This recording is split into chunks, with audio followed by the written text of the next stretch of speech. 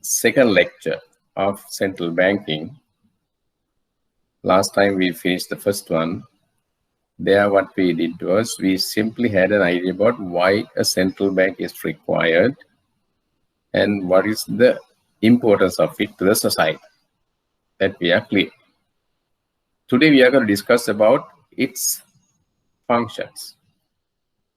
What are the functions related to the central bank responsibilities?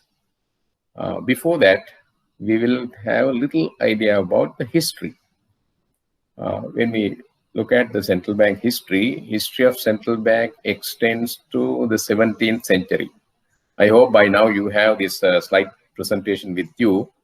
And also before that, we send you a text note that also has detailed information about central bank and its evolutions. In this one, we are not going to go to the details because students who are interested in knowing it can read it, and also if they wish, they also can go to the internet and also look for that information. But for this particular syllabus, there is no detail. There is no need for you to have detailed information about central bank's evolution. What is important at this course is to understand the importance of the central bank to the banking and financial system, and how the activities or the policies taken by the central bank from time to time affect the banking sector. And those are the things that we have to learn from this syllabus and the diploma course. As I mentioned, let's go a little bit to the history. It was 17th century. And the first central bank was in Sweden. That was established in 1668. And the second one was in 1694. After that, there are so many central banks. During the 17th century, there have been so many central banks established following the pioneers of central banking, that is Swedish Central Bank, Riksbank, and Bank of England. You may now, as at now, if we look at the central bank in the current context, central banks are specific. They have specific duties, and compared to commercial banks, there are significant differences. But if we go back to the history, central banks also had competed with other banks. We know the banks are financial intermediaries. They collect funds and also they extend loans. Those days, the banks have issued their own currencies. If we go a little bit further through the history, this issuance of currencies and even checks was initiated by the goldsmiths. We know the goldsmiths were the ones who were holding the gold for other people, and their main job was to hold gold and also use gold for different purposes that people wanted. So they had safety arrangements compared to other people. Therefore, people wished to keep their gold with the goldsmiths. And also, when the transactions had to be executed at different places, faraway places, if the transaction takes place at the same place, there is no that much of a risk. But if you are going to make the payment in gold, that was the gold standard those days. People used gold for exchange of goods and services for the payment of them. Then whenever they wanted to have a transaction elsewhere, they had to carry gold. That was risky. And also imagine of 17th century compared to the current situation now, you can imagine the risk that those people must have faced when carrying gold to execute their transactions. Therefore, the practice was to keep gold safely with the goldsmith in their area. And similarly, there are goldsmiths in other areas as well. So they had an arrangement. Of course, these things did not happen on a day, overnight. Gradually, we know that the history of mankind in all aspects is a gradual evolution. Whenever people met certain problems, they wanted to find solutions. Therefore, they gradually developed those systems. Then by the time that the goldsmiths started issuing certificates for their holdings of gold, there was a network of goldsmiths in different areas. So once goldsmith in one area issued the certificate, of course, there could have been different security arrangements also. Then that is well accepted in the other region. So that was the origin of issuing these acceptable certificates, notes. That's the origin of issuing currency notes also. Then and during the 17th century, commercial banks were doing this. But problem was commercial banks were small, in small scale. But when the economic activities expanded, when the governments faced different problems, they wanted resources, financial resources to supply that. Financial resources, the governments established what is called central banks. The main thing was to select a operating bank or establish a new one and hand over the responsibility of issuing currency on behalf of the government to finance government financial regulations, requirements. After a while, there were so many different arrangements, but we are not going to discuss all those things. There were so many arrangements to get more resources for central banks. The central banks were bigger. They had bigger funds available with them. Then automatically banks were required to rescue other banks if they were facing financial problems, if they were having liquidity problems. Then they became the bank of the bank also. Likewise, there are so many different things that happen. We are not going to discuss all those things. Just have an idea. Originally, banks, central banks were somewhat similar to operations. Some banks were somewhat similar to commercial banks. They were to some extent competing. But later on, because of the requirement of financial resources for the government, they established what we call central banks. Then the main function of the central bank was to raise funds for the government.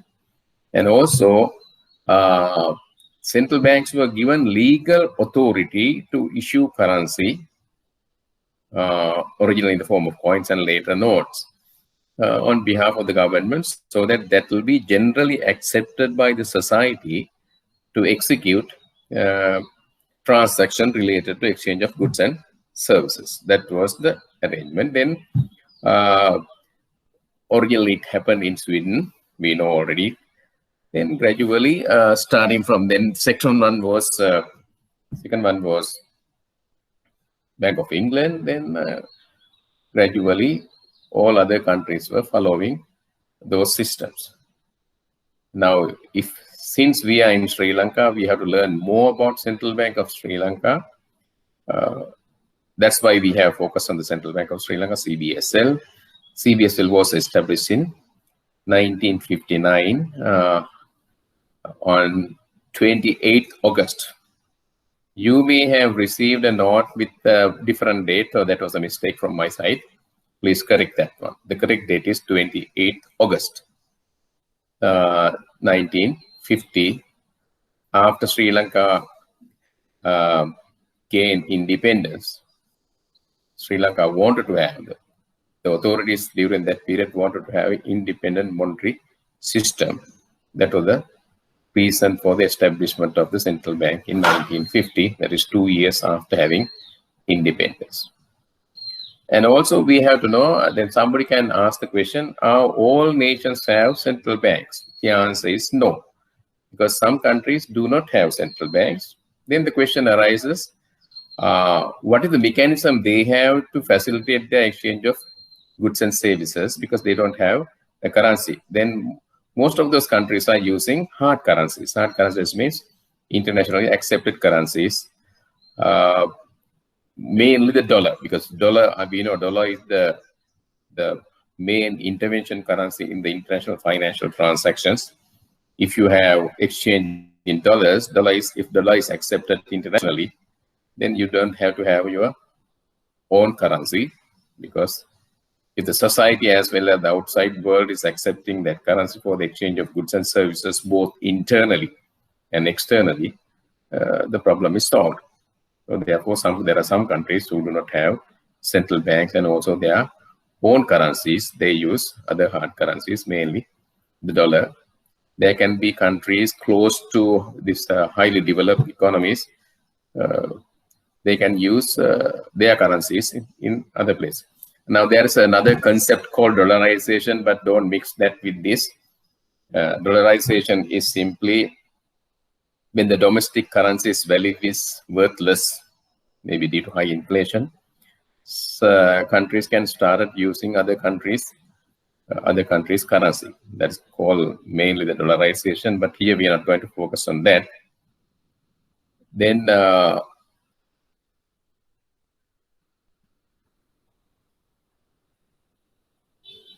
let's go to the other part. History of evolution of the central bank is there because there's a facilitating payment and settlement in exchange. It should read like this as a typos. There are some countries, mainly small island nations, who do not have central banks and they use hard currencies like US dollar to facilitate payment and settlements in exchange. So the sentence should read like this. It is not a separate bullet. It's a mistake. Then let's go to the other bullet. History of the evolution of central banks is the history of the evolution of their responsibilities. Because from time to time, depending on the problems that societies encountered, they wanted to find solutions. Therefore, in their effort to find the solutions, they felt that, okay, these can be resolved by central banks. These can be resolved by some other organizations. Likewise, with the evolution of mankind and with the evolution of their all different activities to solve the problems, they handed over these responsibilities. Similarly, central bank responsibilities also gradually increase. The central bank functions are mainly related to those responsibilities. Let's go to the next slide.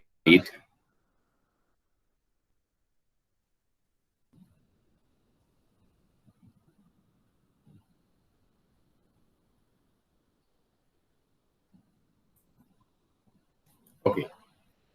Responsibilities of central banks.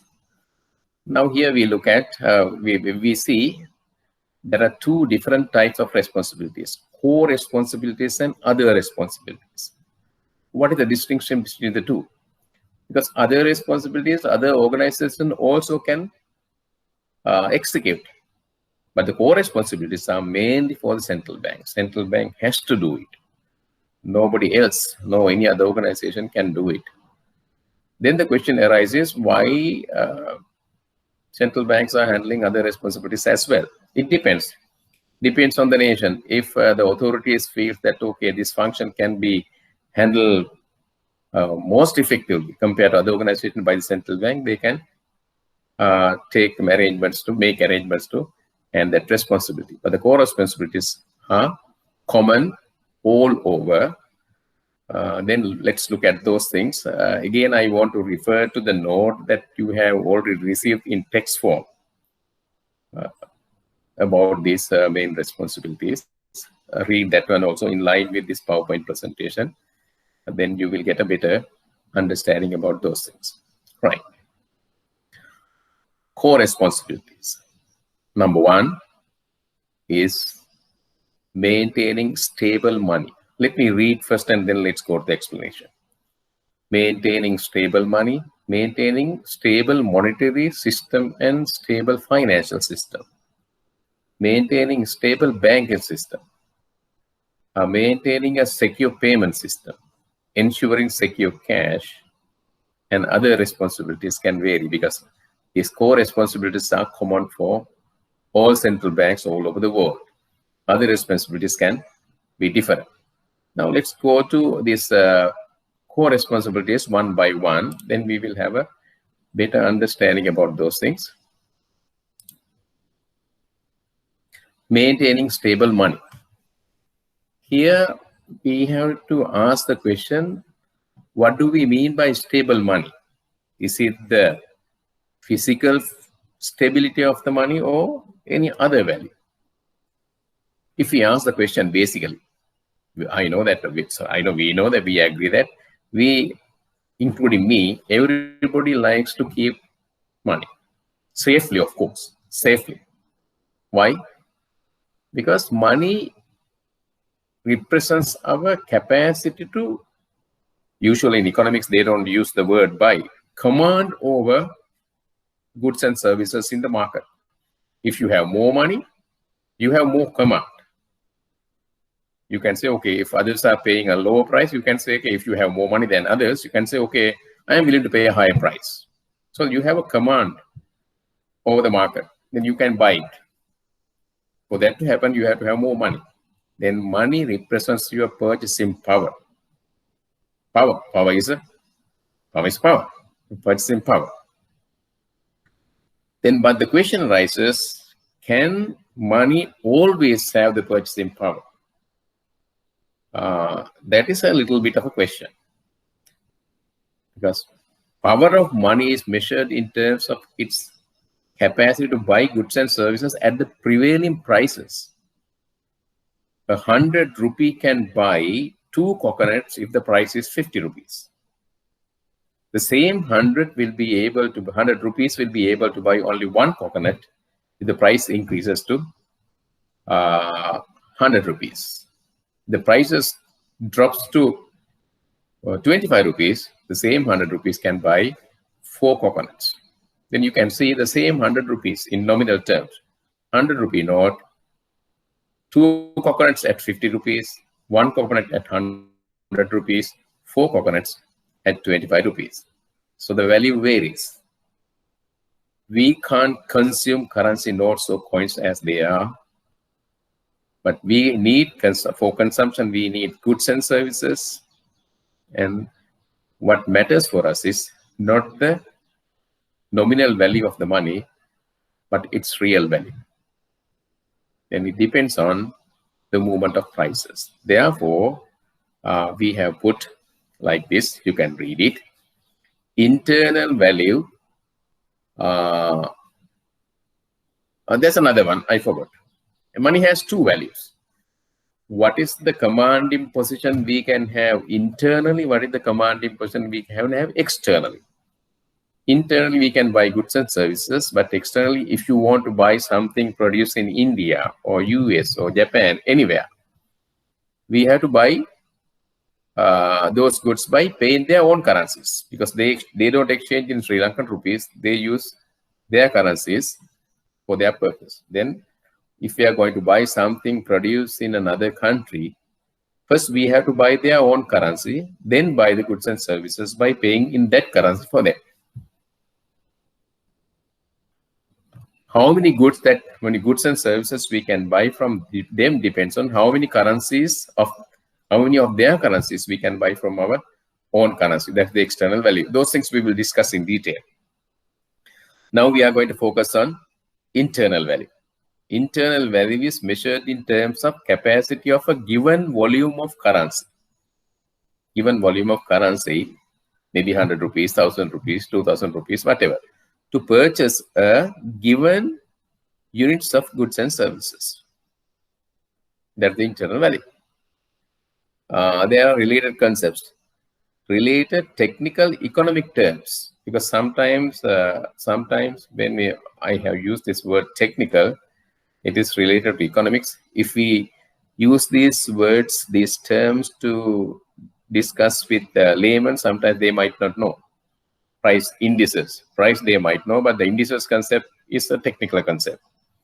And if you say inflation, again, they will be a little bit confused what inflation is. But if you have studied economics, then you know what inflation is. Inflation is continuous increase in the general price level over a period. And inflation is continuous price increase. Deflation is continuous price decrease.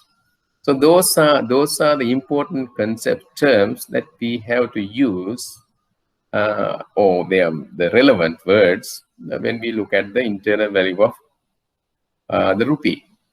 So central bank has the responsibility of maintaining stable money. That means central bank has the responsibility of preserving the internal value of the domestic currency. In case of Sri Lanka, it is rupee. Then price indices are indicating whether prices are rising or falling. If the prices are rising, real value falls. If the prices are rising, there is inflation. I'm not going to discuss those things because in other subjects, you have already studied about these things. Maybe inflation, price indices, inflation, deflations are discussed on the economics, subject of principles of economics. So I'm not going to go to the detail. But here, if the prices are continuously rising, which is inflation, real value of money goes down.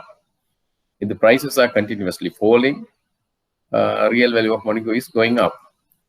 Then under both inflation and deflation, stable value of money varies. Therefore, central bank has the responsibility of maintaining price changes. When you say price changes, price increases and decreases both at a given level. So let's go back. Now go to the next term. Maintaining internal value of money is maintaining low and stable rate of inflation, and it should be known as maintaining price stability. Here, we have to learn a little bit about what price stability is. If we go by the term itself, price stability means if you had a price in 2000, let's say if you have a price level in 2019, and if you are going to have a price level in 2020, then if the prices are the same, maybe the price index is maybe 100. In that case, there is no price changes at all. In that case, zero inflation. But for this macroeconomic management purposes, when it comes to maintaining price stability, it does not mean maintaining the same prices. It means maintaining a low and stable rate of inflation. What is inflation? Inflation is continuous change in price, continuous increase in price. You need some increase in price to stimulate the economy, but it can't be highly volatile like this. It should be increasing a little bit. The most important thing is it should be predictable, because if the prices are increasing at a rate of 2% every year, we know the consumers, producers, investors, all are living not in the present period, but in the future period. Why they think and do to take actions focusing on the future period. So they are dealing with unforeseen cash flow to come in the future.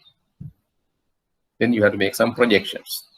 If the future is highly uncertain, if the prices are highly volatile, you can't make projections for your cash flow. Therefore, for you to think, plan, and execute your economic activities, you need some kind of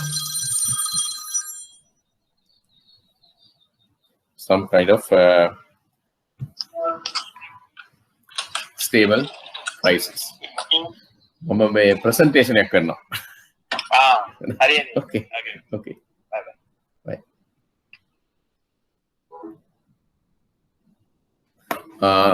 Yeah, I'm sorry. Then central bank has the responsibility of maintaining low and stable inflation rate to maintain the stable value of the money. Let's look at. Now that is again explained a little bit detail. Macroeconomic significance of the responsibility of maintaining price stability. Then we are trying to answer the question, why should the central bank maintain price stability?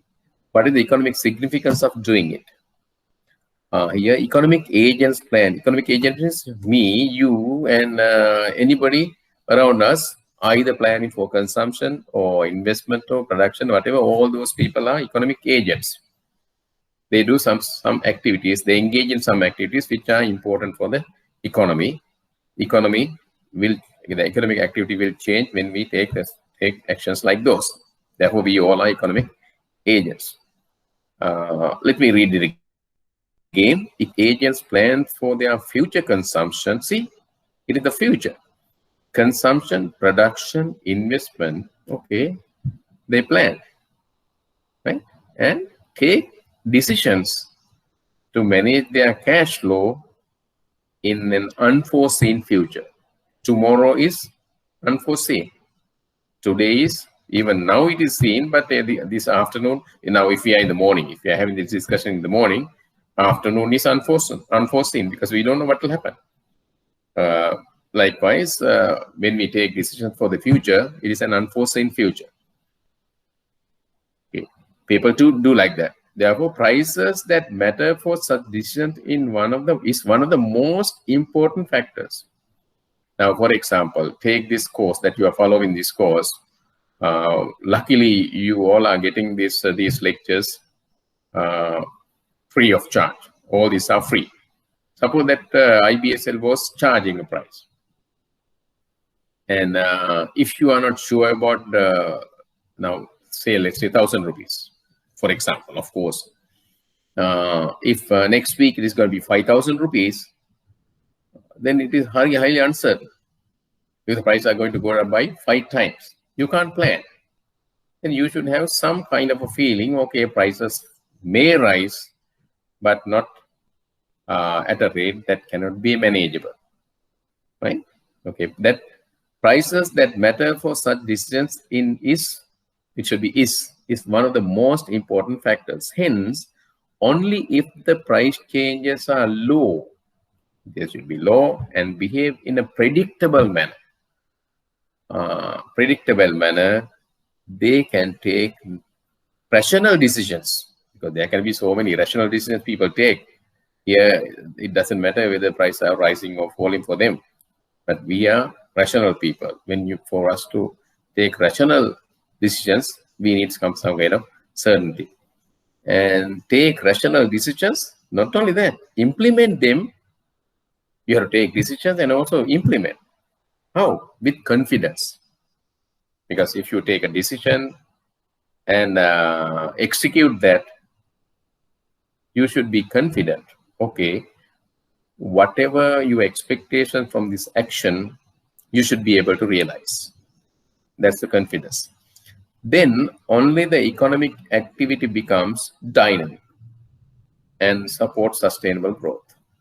Now assume that we all are facing highly uncertain environment like that we faced during the COVID-19 period. We were uncertain. What did we do?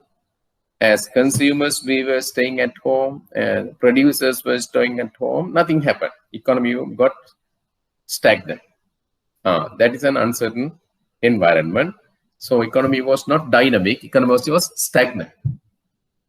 When the economy is stagnant, what happens?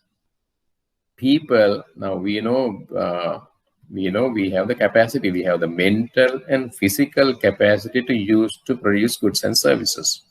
If we stay idle, that is wasted.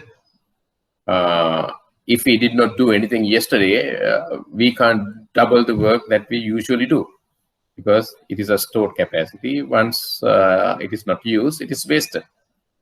So we have been at home for around 2 months now. That means whatever the capacity we had, of course, we may have used that in different activities to a certain extent, but not to the full extent the same way that we use them in the office or any other working place. That was wasted. So if people are not active, that will be wasted. The economy cannot have growth. Then we should be dynamic. Dynamic means we have to think, plan, take decisions, execute them, and then we engage with each other, both internally and externally. Then economy become dynamic. When economy become dynamic, more economic activities are generated, more employment opportunities are generated, more income generating opportunities are generated.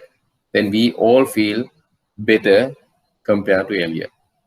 That is sustainable growth. Sustainable means we should be able to maintain growth. Enables us to have higher basket of goods and services. So you can improve, increase and improve, expand your basket of goods and services, and also you can improve the quality of them.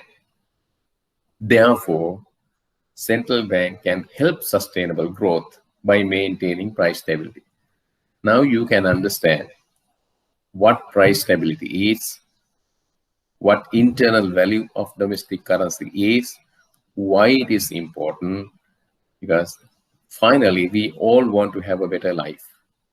That is possible only if the economy grows on sustainable basis.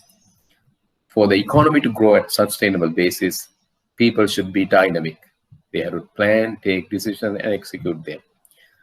That cannot be done if the prices are highly volatile. Why? Because we take decisions by looking at the future.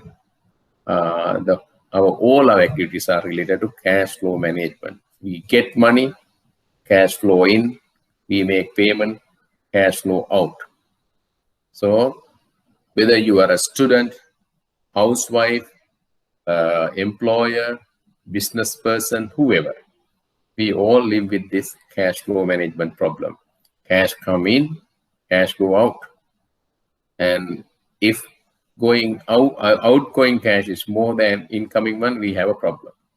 But we want to have a net cash position, so to make sure that you get more cash than they go out. So we have to use our resources, labor, land, capital, and all those things to generate income from those things. Hope now you can understand the internal value of the currency and all the central bank responsibility to maintain that. Let's go to the other one now. That is still maintaining stable money. It is now we are still continuing with that topic. External value. Already we have touched this because since we are not self-sufficient in all goods and services, we have to buy goods and services from other countries. Other countries also have to buy goods and services that we produce. For example, we need crude oil, we need oil, which is not produced here. Then we buy them from producing countries, but we have more tea, we have more garment, then we sell them. So they buy goods, our goods, tea, rubber, and coconut, and also manufacturing things, and so all those things they buy. Of course, there are compared to those, now there are so many different items. At the same time, we buy many different types of goods and services from others. So therefore, we have external activities. In economics, you may have studied on the economic structure. If a country is closed, that means it does not have any economic activities with the rest of the world. All the goods and services they produce, they consume. Whatever they consume, they have to produce. Whatever they produce, they have to consume. That's an internal, that's a closed economy. But when the economy is open, always there can be transaction of goods and services and the kind of financial flows with the rest of the world. Then external value of money comes to that picture there.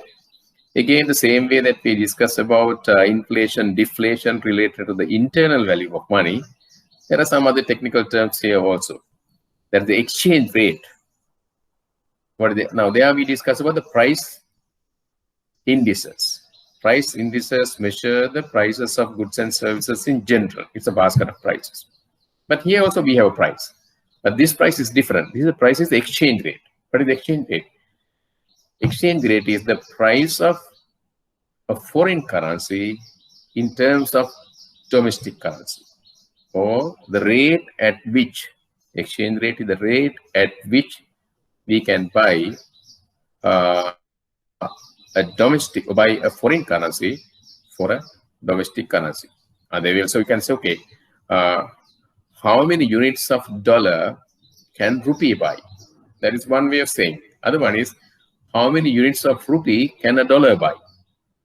There are two ways of expressing the exchange rate.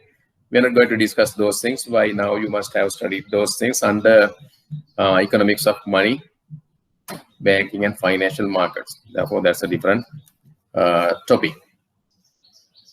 Then this exchange rate can go up and down. Value can go up or down.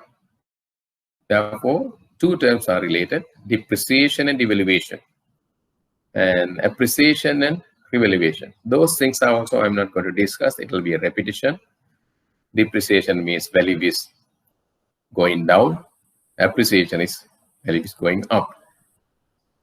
It is the responsibility of the central bank to maintaining external value of money is maintaining a realistic and stable exchange rate. Realistic, you may ask the question, realistic exchange rate. Here also, I am not going to discuss, because realistic means whatever the exchange rate we have should be reflecting. It should reflect both domestic and foreign economic conditions that we face. Because there can be unrealistic exchange rate also. We are not going to discuss that under this topic. But I encourage you to, all these things will be discussed under economics of money, banking and financial market, which is a compulsory subject under diploma. Already you may have touched that. Therefore, I don't want to touch it, but you should know it. Then let's go to the macroeconomic significance of the responsibility of maintaining the exchange rate stability. Let's read it. An open economy experiences continuous inflows and outflows of foreign exchange that we discussed. There's continuous increase, inflow and outflow. If we export more, we get more inflows. If we import more, we experience more outflows. And such flows are associated with various economic activities and are reflected in the balance of payment. Balance of payment also you must have studied under economics. Balance of payment is a record of movement of foreign exchange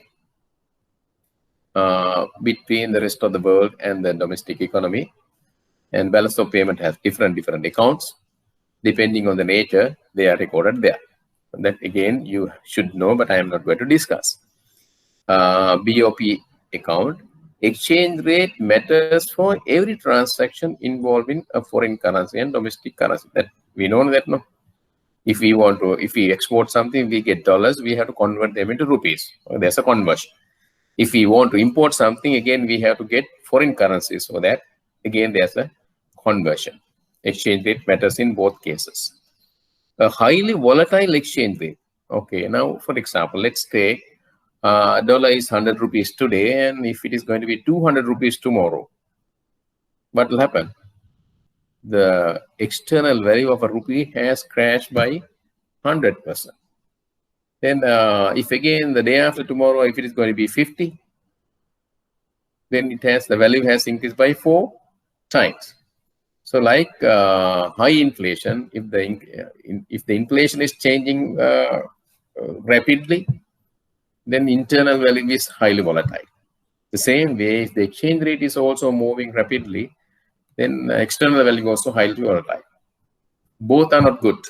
Why? In a volatile environment, whether it is related to domestic economy or external economy, in a highly volatile environment, we cannot think, we cannot plan, we cannot execute. If we execute it, there will be high level of uncertainty. Then, but we all are risk averse. Then we want to have some kind of a stable environment. Exchange rate can either appreciate or depreciate at marginal level. That won't disturb our cash flow management. But if they are highly volatile, that will affect our economic activities. Therefore, it is the responsibility of the central bank to maintain a stable exchange rate. Let's go to the other topic.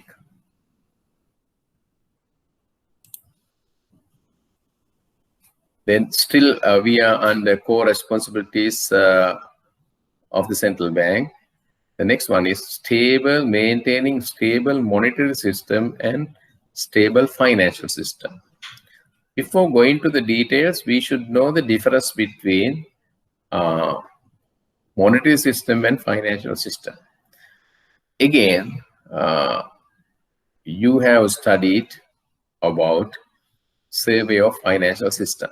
Survey of financial system. There they discuss about the financial system, the different players in the financial system. So by now, you should have a clear understanding about those. But here, We are again to remind you what it is. We have put a note. When you are preparing for the exam, better to read these notes very carefully, because you can have very successful performance at the examination if you have a clear understanding.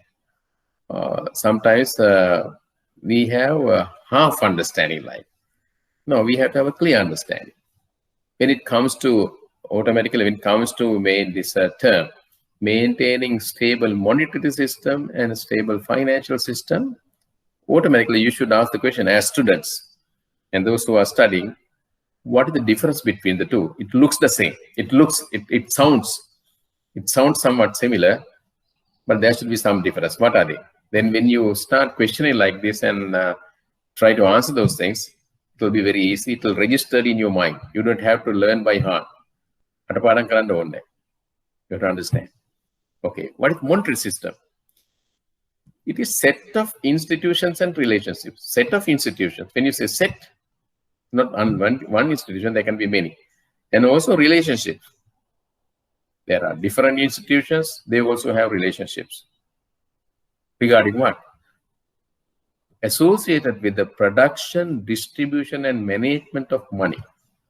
So money has to be produced, money has to be distributed, money has to be managed.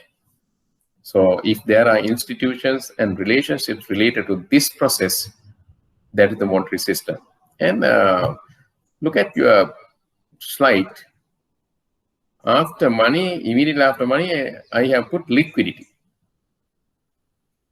Because in a monetary economy, what matters is the liquidity. If you have a land, for example, if you have a land, that means you have purchasing power. You can sell the land and get the rupees and buy goods and services you want. But that is not as liquid as the money that you have at hand. Now assume that when you are listening to this one, still you have not had your breakfast. But a Chumpan person is coming and you see the sound. You want to buy a loaf of bread. If you have money, you can right away go and buy the loaf of bread. But if you don't have money but have a land, can you sell the land immediately and buy bread? You can't do it. So land is not liquid, but money is liquid. So here when you say money, it is a liquidity. That's why in monetary management, in central banking language, they usually use liquidity than the term money. Right. Then stability in the monetary system is right. Stability in the monetary system is an environment. Okay, stable means is an environment that facilitate efficient management to ensure optimal level of money supply. This is a little bit of a complicated statement, but we can make it simple. Optimal level of money supply. We know, and at the starting discussion, we mentioned about the importance of money, because money plays an intermediate role for people to buy goods and services. So they use money as the intermediary instruments. That's why we say it's a medium of exchange. That you may have studied under both economics as well as financial systems as well. Here, and also at the same time, we discuss about the money has to have a value. There is internal value and external value. There, we say price matters. If it is internal value, prices of goods and services matter. If it is an external value, price of a foreign currency matters. Okay. Here, if we have more money but less goods and services, what will happen? Automatically, prices increase. Prices increase by, if the availability of goods and services are low, if there is more money, there will be many people holding money, want to buy this small quantity of goods and services. Everybody will be willing to pay a higher price for this. Prices will rise. But if there is no sufficient money here, even though people want to buy, there is no activity taking place, it will be limited, and there will be friction again among them because they don't have sufficient cash in their hands. You may have experienced this situation during the COVID-19 curfew period. Banks were closed, and the vendors who were coming in lorries, three-wheelers, and all those things just to provide basic goods and services to you. You may have a credit card or a debit card, but they don't accept the debit card. Therefore, you have the capacity stored in the card. That person has goods, but since there is no sufficient cash in your hand, the transaction does not take place. So you have to have sufficient money. You cannot have more money. If there is more money, it is high inflation.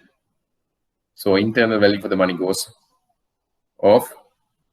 If you don't have that money, if you don't have cash with you, transactions don't take place. Both are affecting the economy negatively. Therefore, optimal level of money supply. There should be optimal level of money supply. Good example for us to understand optimal level is the oil level of a engine of a vehicle. You know, there's a small piece like this.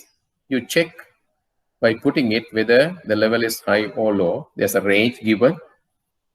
If there is no oil, if the level is below the lowest level, engine gets stuck because of the friction. If the oil is above the level, so the engine can get more oil and can be gushed from everywhere, then that also again a problem. Therefore, we make sure the level of money, there's an optimal, the engine has the optimal level of oil. And in our case, we check, of course, of all, we check blood pressure. There's a range. If the pressure is very low, low blood pressure. If it is high, very high pressure. So again, there's a range, 80 to 110. So if the blood pressure is within that, okay, system is functioning better. The same way, for the monetary system to function properly, efficiently, the same way like a healthy body or well-maintained engine, there should be optimal level of money supply.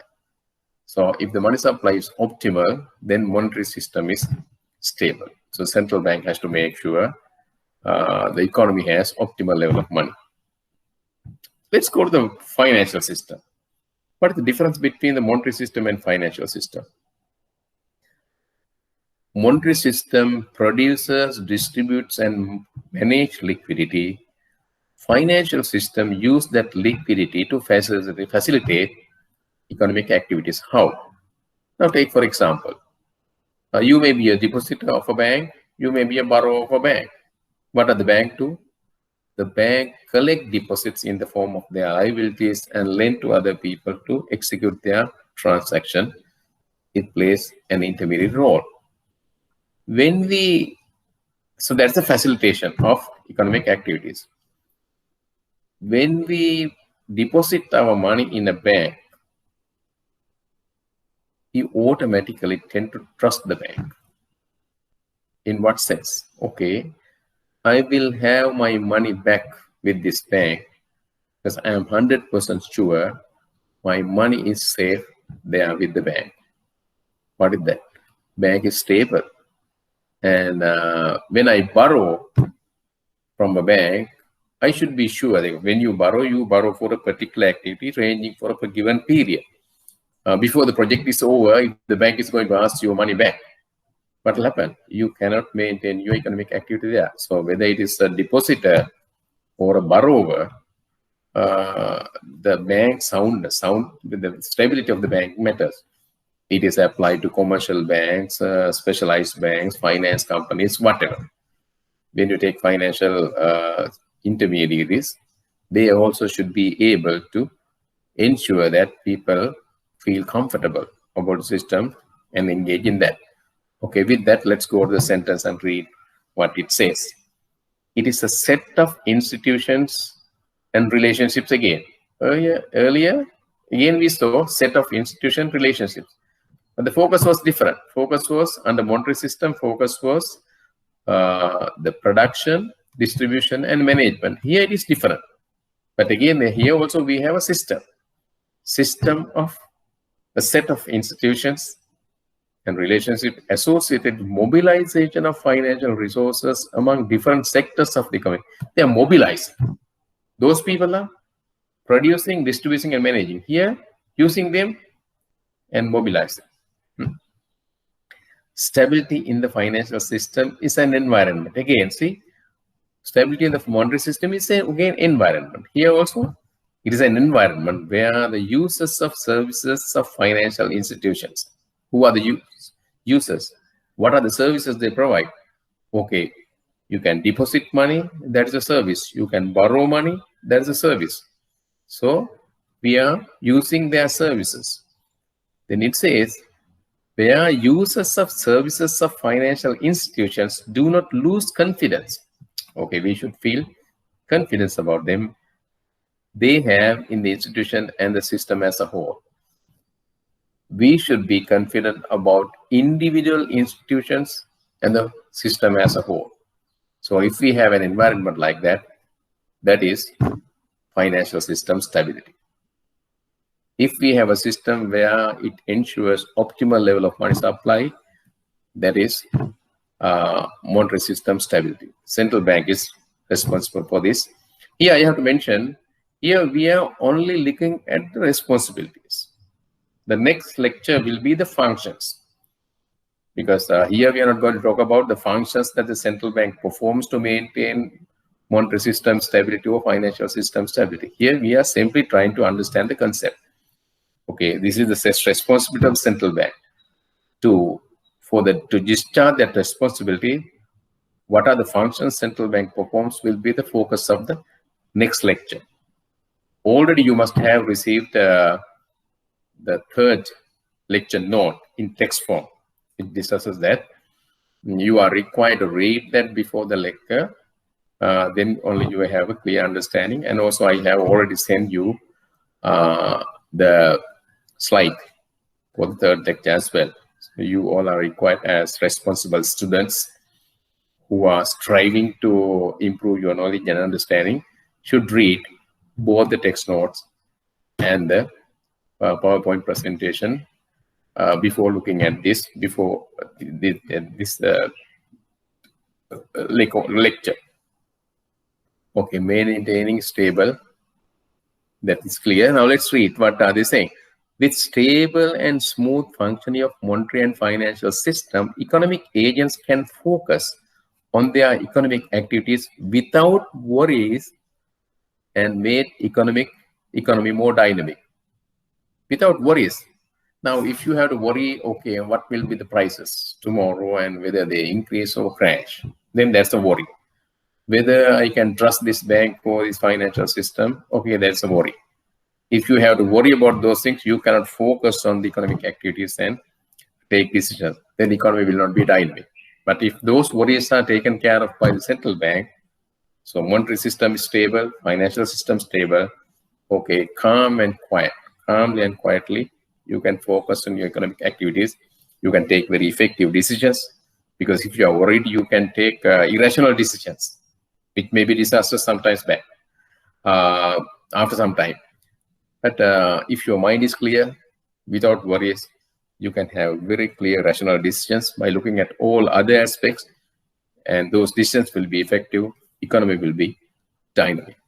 Therefore, it is the responsibility of the central bank to ensure monetary system is stable, financial system stable, and that will enable economic agents to take decisions, and that also will contribute to sustainable economic growth. Okay, you can read that sentence. Let's go to the other topic, maintaining stable banking system. Now, when we come to this one, you may have a little bit of a confusion. Why? If we go back to the earlier one, we said maintaining stable monetary and financial system, because we know under financial system, we have financial intermediaries. Already you have studied this under survey of financial system. Already we have financial intermediaries under the financial system. Banks are banks are also financial intermediaries. Then why are we focusing banks again? After discussing about financial system, their stability, why are we focusing on banks? Thing is this: banks are the biggest players in any financial system. If you take Sri Lankan situation, in Sri Lanka, bank represents around 70% of the asset base of the entire financial system.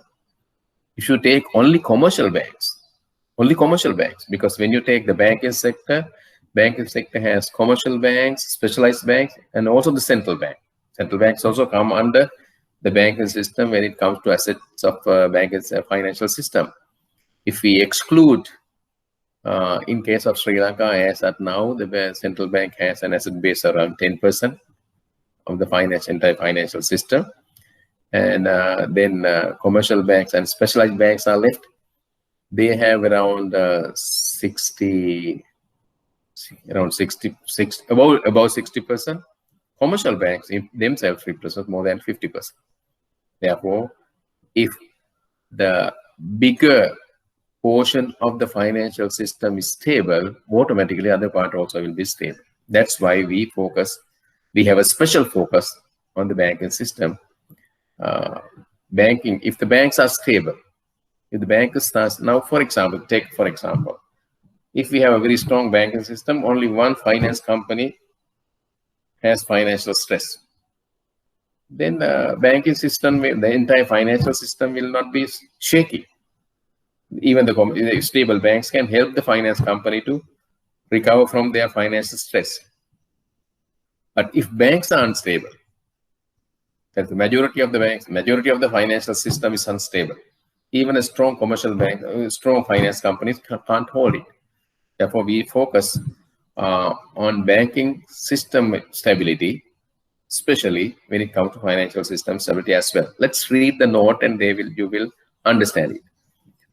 Stable banking system is an environment. See, everywhere when it comes to this stability, it is an environment, not a particular thing, an environment where all banks, that is commercial and specialized banks, are resilient. Resilient means what? They can absorb, they can face. How? Individually and as a system. Separately, individually, as well as a group. Resilient to shocks. Resilient to shocks means they can absorb shocks.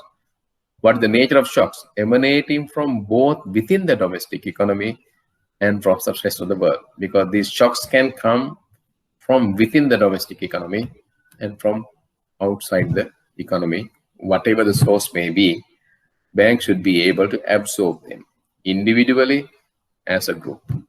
So that is the environment that we are talking about related to stability in the banking system. The reason is also given there. I have already mentioned that banking is the dominant subsector. It is not the entire sector, it's a subsector, dominant subsector in the entire financial system.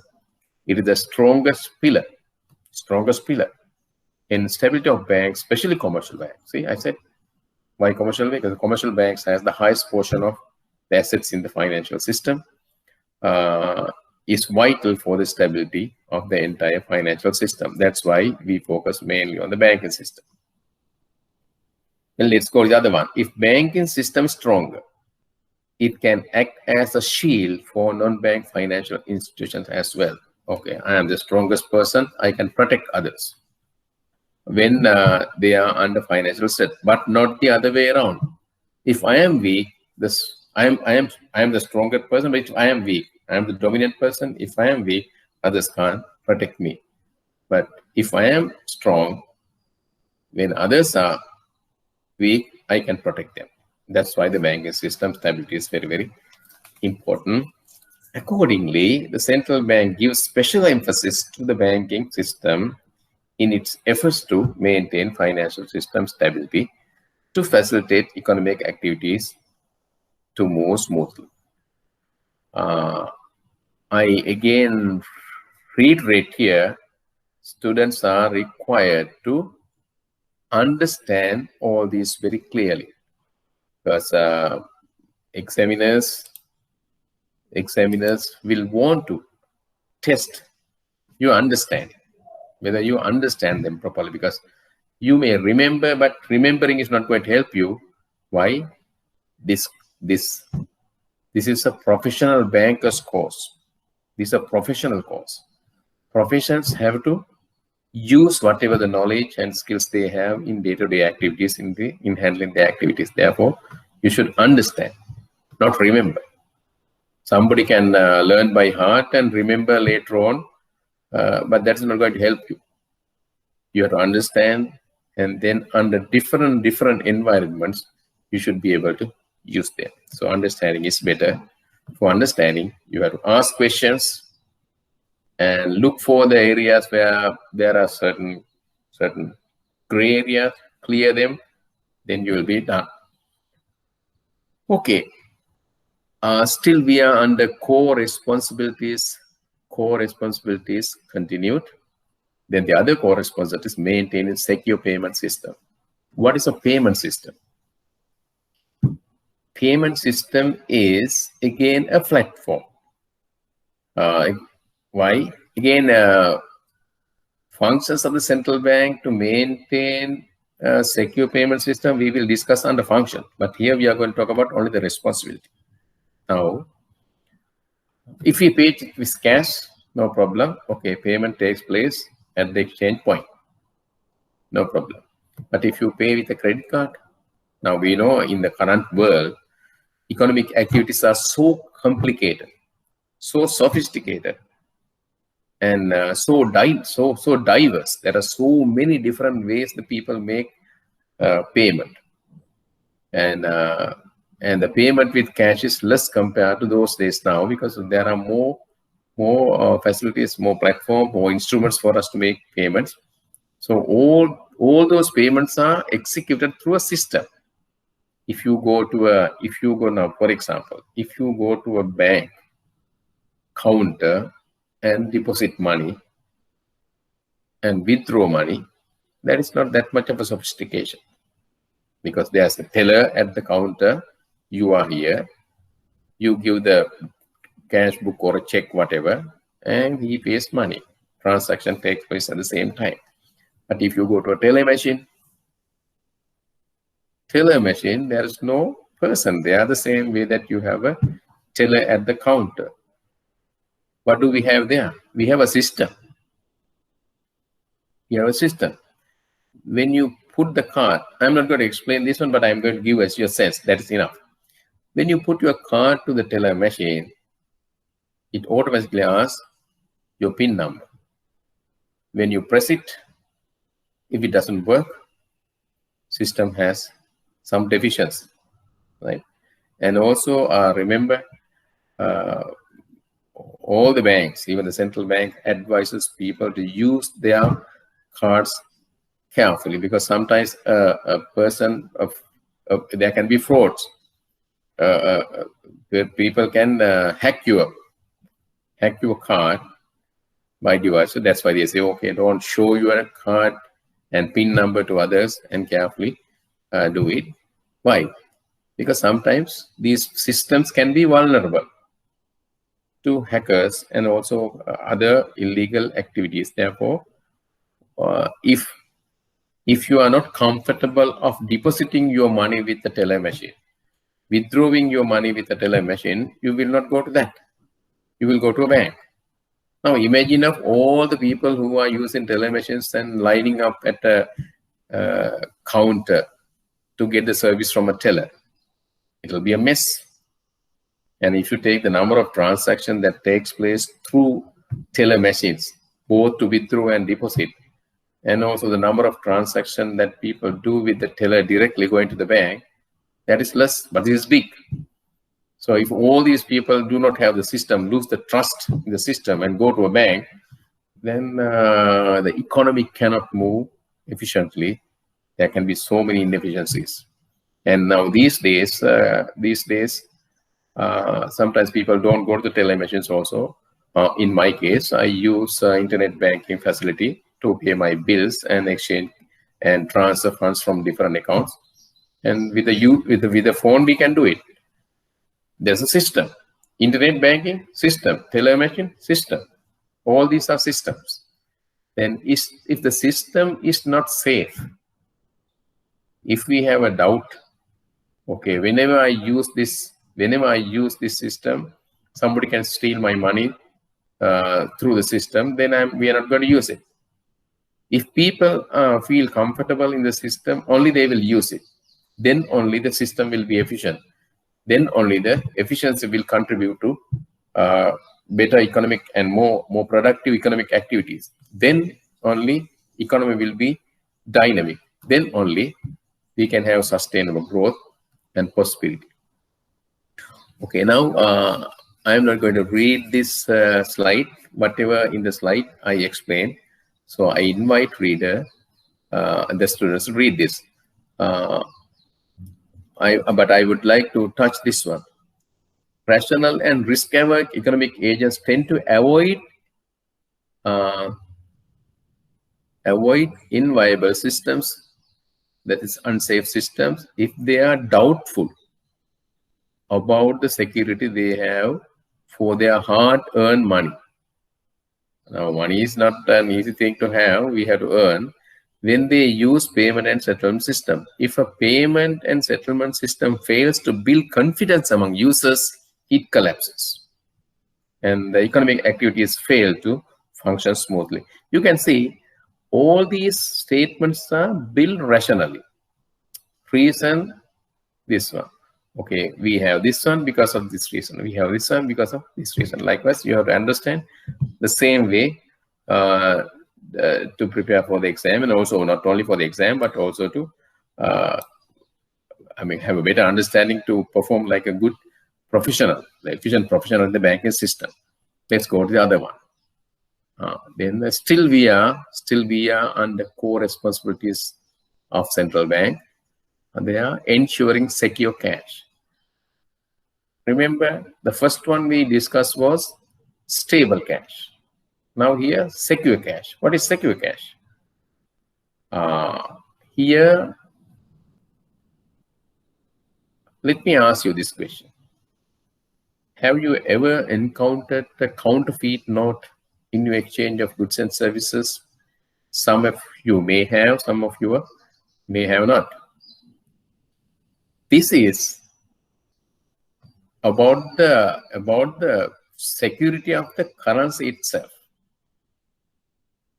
We know that currency, the most important characteristic of currency note is the general acceptance. Whenever we execute a transaction, when we get cash, we don't check whether it is a counterfeit note or genuine note. Why? We are confident that, okay, we don't have any counterfeit notes in the system. And if you take two different currency notes of the same value, they look very identical. Only difference between the currency note is the number that they have printed on the currency note. Otherwise, everything is the appearance, value, and security features, everything is the same. Therefore, we can't distinguish between them. And also, it is very rarely we check the number, because the number doesn't matter. Now, they have a lengthy number.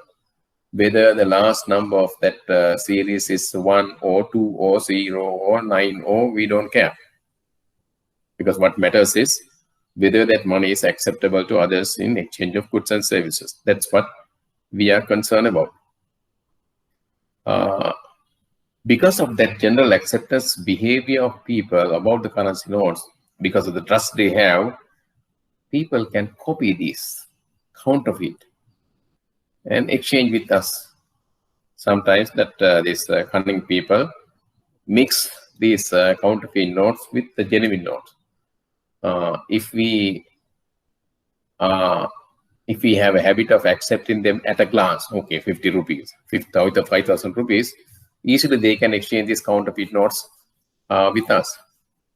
Now imagine, printing a currency, 5,000 currency note does not cost 5,000 rupees. It is less than that.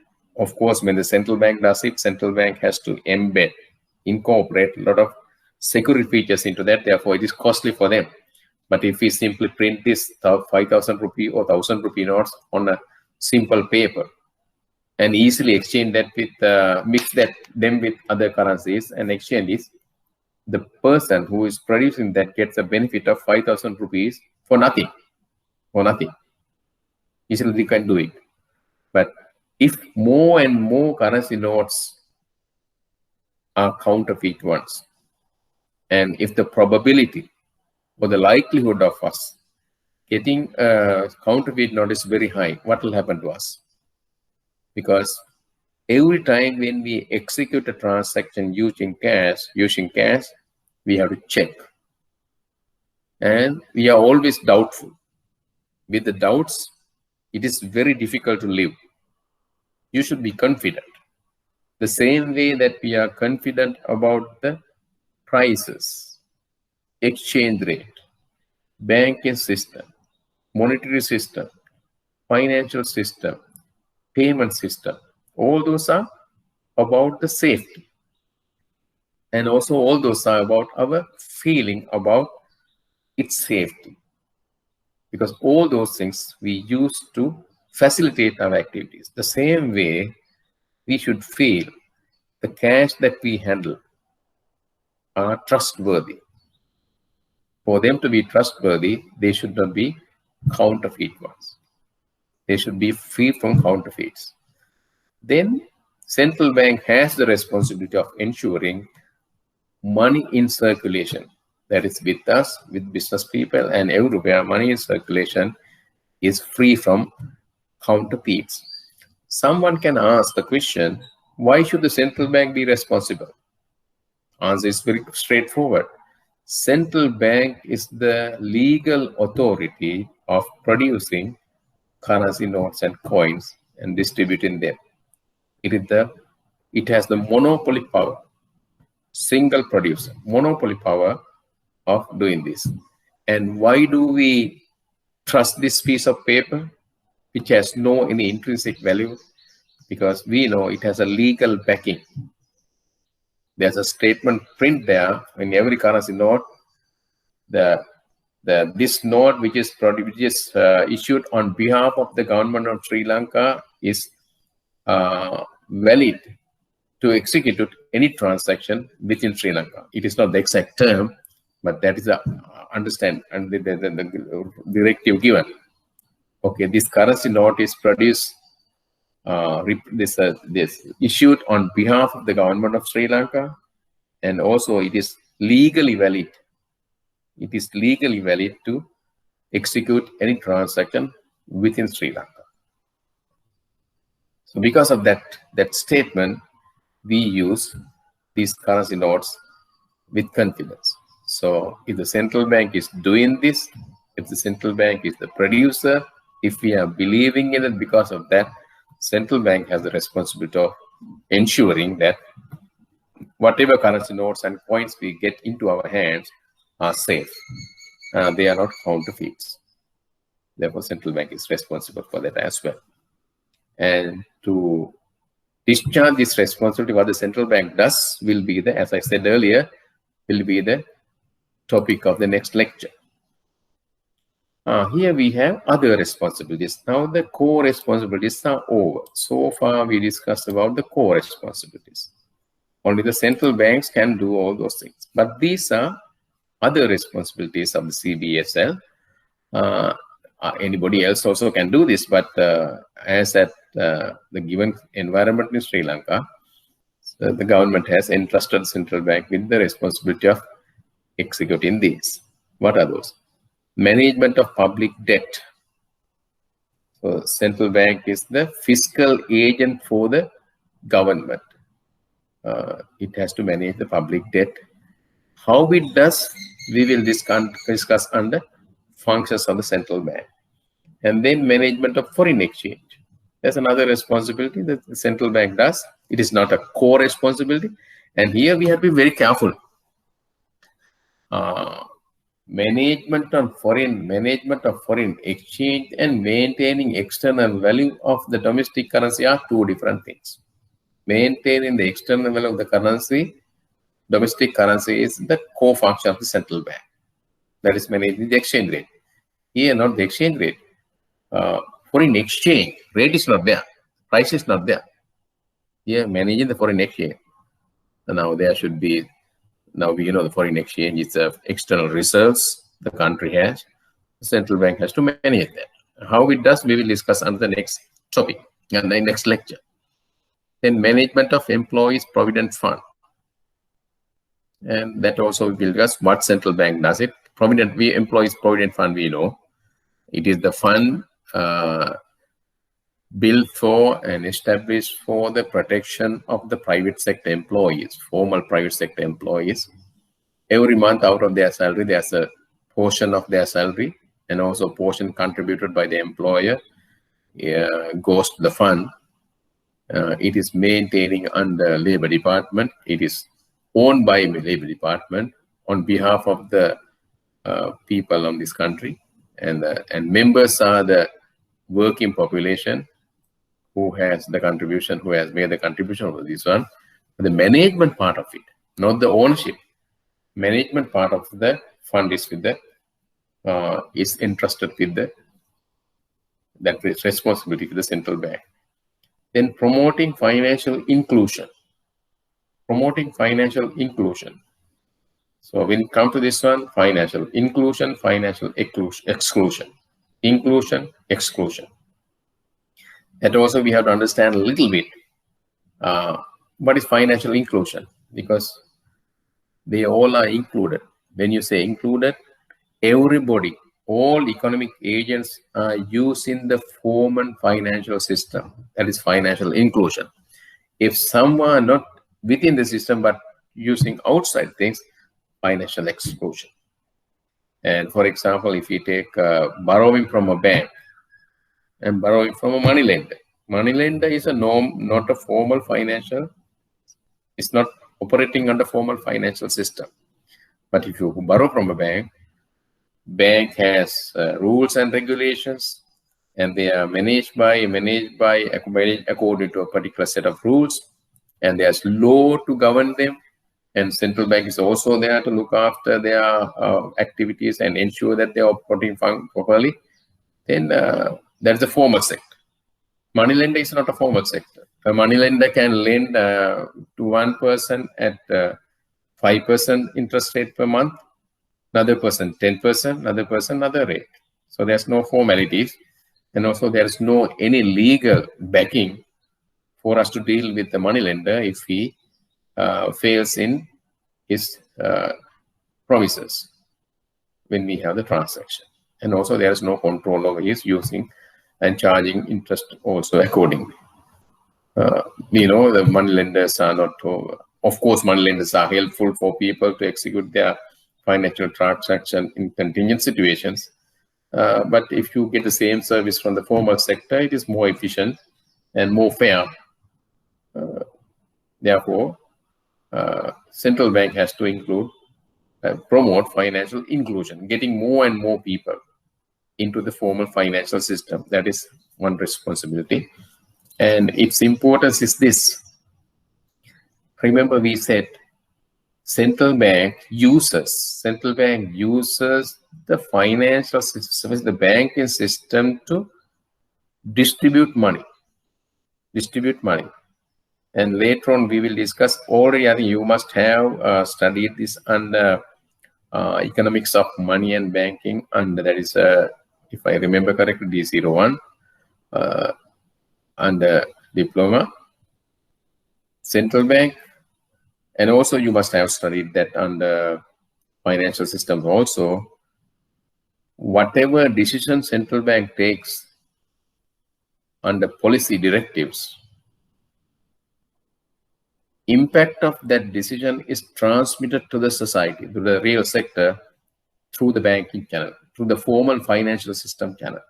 When central bank does this through the banks, all other financial institutions are related to the banks. So it is a complete set of networks with so many different type of relationships. So if majority of the people in the economy are not connected to this one, then that message does not go to the rest of the area. Now, for example, take a farmer in a chain in Polonnaruwa district, in a very remote area. he does not have any, assume that he does not have any dealings with the formal financial system. If the banking sector, if the central bank raises the policy interest rates, accordingly, if the interest rates in the financial system also goes up, will there have been any impact of these changes to that farmer at Polonnaruwa district, Chena farmer? No. Why? He is not included. He is excluded. If there are a large number of people who are not included, and central bank policies will not go to the last stage of the economy, to everywhere in the economy, that will be a problem. Then assume that, look at, just imagine of a basin of water, or even a pond you can take for that example. If you throw a stone to the water, what happens? Waves go to the end of the pond or the basin in this case. That is, the impact of that shock is felt by all sectors of the economy, all molecules of water. But if you put a stone in between, what will happen? The waves will go only up to the stone and not beyond that. So financial exclusion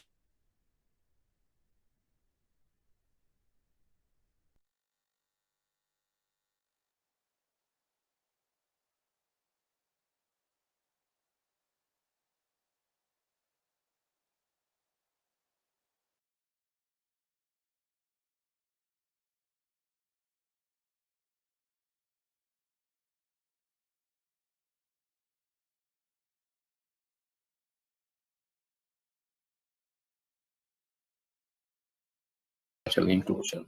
Everybody should be related to that. Otherwise, all these things will be discussed under the economics of money banking and financial system in detail. But here, what we are trying to say is, it is the responsibility of the central bank to make every economic agent is linked to the formal financial system. It is a responsibility. Providing financial intelligence services. This is about financial frauds. Financial frauds. Now we know financial frauds takes place, especially internationally. Terrorist financing, money laundering, those are activities. Here, when we go to the public debt, we are not going to the details, because when we talk about the functions related to this one, we will understand it. And foreign exchange management, so but these are a little bit new, because first three are commonly known, but these are a little bit new. That's why I'm focusing more on those topics. Providing financial intelligence services in the world. Actually, those are now in the world, both within an economy and in the entire global financial system, there are black economic activities. Black economy. Black economy means the economic activities that are not covered by, that are not attended to by the formal legal system. That is, black means dark economy. You can't see it. Those things are happening, but you can't see it. There's a black economy. So most of the frauds take place through the black economy. Then if there's a significant portion of the economy that you can't see, when you take decisions, when you take economic policies, you have no understanding about how those policies affect the overall economy. When you collect data, to analyze the economy, if you get the data only part of the economy, that data may not be reflective of the actual situation of the economy. Therefore, it is the responsibility of the central bank, because most of those activities are using the finance, currency. Therefore, central bank has the responsibility of promoting financial intelligence services. The purpose is to identify the presence of black economy and financial frauds, and take required action, help the legal authorities to do it, and identify it and also mitigate it, so that economy will be representative of the all economic activities, so that central bank can take decisions accordingly, because we know central bank is also an economic agent to the government, economic advisor to the government. If the advisor is not aware of exactly what is happening in the entire system, the decisions and also decisions and taken by that may be half-baked, and findings may be half-baked. Therefore, central bank has to ensure that the economy is not black economy, but very transparent economy, so that whatever is going on, we can see. Then the last point. Yeah, okay.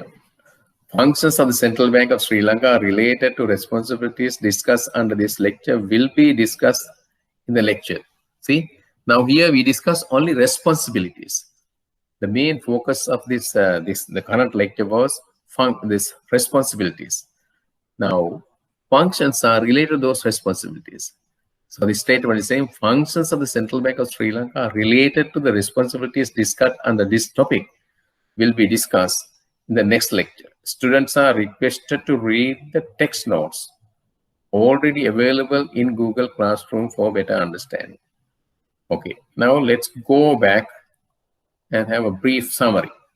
Today the lecture was about responsibilities of the central bank. They were of two types: core responsibilities and other responsibilities.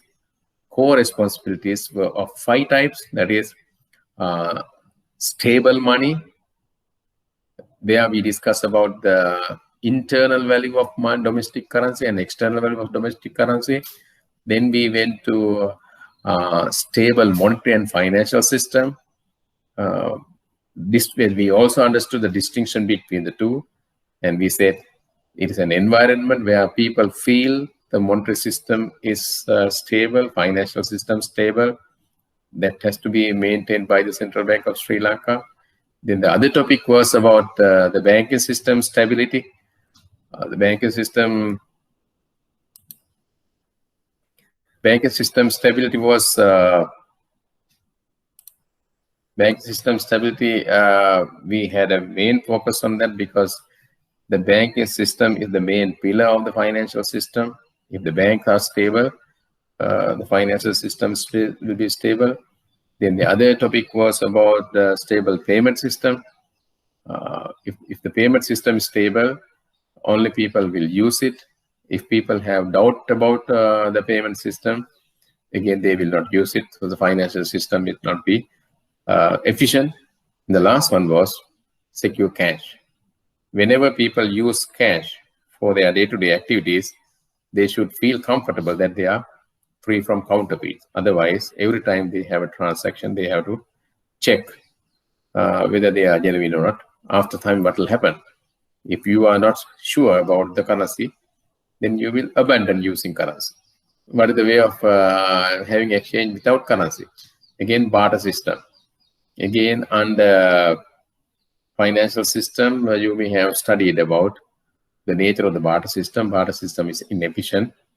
For all these things, whether you take all these stabilities, all the responsibilities of central bank are related to ensure an efficient and trustworthy system so that people can comfortably use money and financial system to enable them to do their economic activities more efficiently.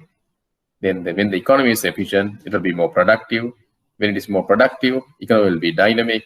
When it is dynamic, more employment opportunities, income generating opportunities will be created. Then everybody will be better off. That is sustainable growth leading to economic prosperity. Thank you very much. And again, let me invite all students.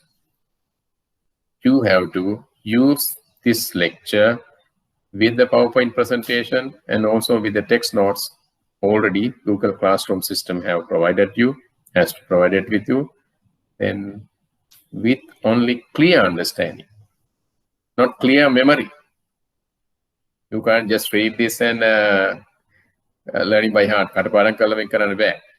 You have to understand and analyze those things under different environments and better ready for the exam. Then the story will be very comfortable and successful. Thank you.